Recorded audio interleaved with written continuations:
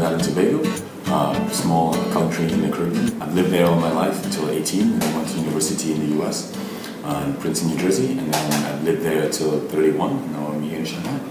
I'm in Shanghai to do a business program, and in terms of the choice of business programs I had, I preferred Shanghai because I wanted to learn Chinese, and I expected China is going to rule the world eventually, and it seemed like a really exciting adventure for the next phase of my life. On the personal side, I like outdoor stuff and activities and sports.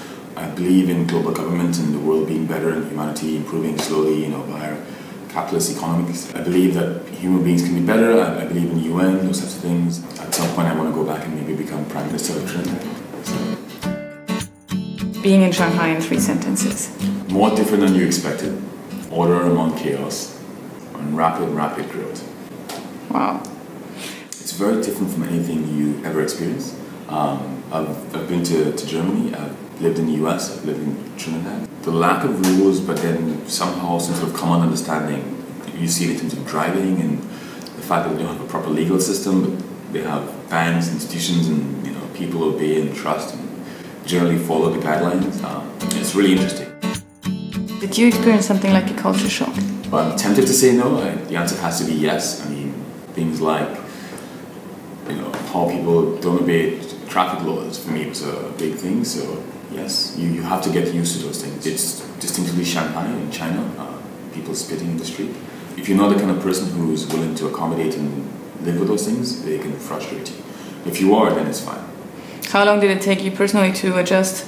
So for me, almost no time. All right. Like, whoa, is that really what they do? And then someone says, yes, that's how it really is. Like, wow. And then you quickly try to be beyond it. Okay. What is it that you would say you like best about Shanghai and what you like least? Let me do least first, because it's very easy as a foreigner to go, I don't like this. Air quality is surprisingly bad. I never thought of air quality as something I value, but you come here and you go, wow, I appreciate fresh air. The way people drive is frustrating in terms of you don't know when to cross the street, which eventually could be dangerous. What I like the most is that despite the crush of humanity, it's a big city, almost 20 million people. People are pleasant. Like I've lived in the Northeast US, lived in New York City. They follow the rules, but you don't get the impression that people genuinely care about your well-being. In China, if someone pushes you on the subway, it's not because they're rude.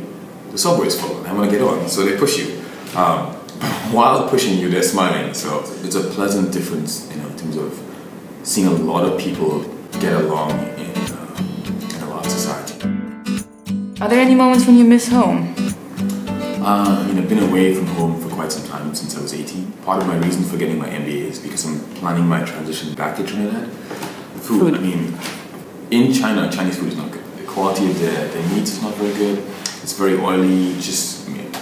You don't see the benefit of, and then for me coming from Trinidad, where we have Indians, black people, Chinese, Asians, and all of these people mixing and then intermarrying, so that a woman trying to learn to cook whatever her husband likes, she would go ask his mom, and then she would bastardize food by adding spices from her own culture. So you get these really interesting mixes that I think makes food better, and China does not have that. Watch the entire interview on What's It Like TV. Our interviewee shares personal experience about all aspects of living abroad. For example, what's it like to integrate and make friends? What's it like at work and in business? What's it like to live in the city? What's it like to bring a partner and kids? We have prepared for you hundreds of candid real-life accounts of expatriates who are actually there. It is almost as if you call them directly. So see you on What's It Like TV and get all your answers before you move.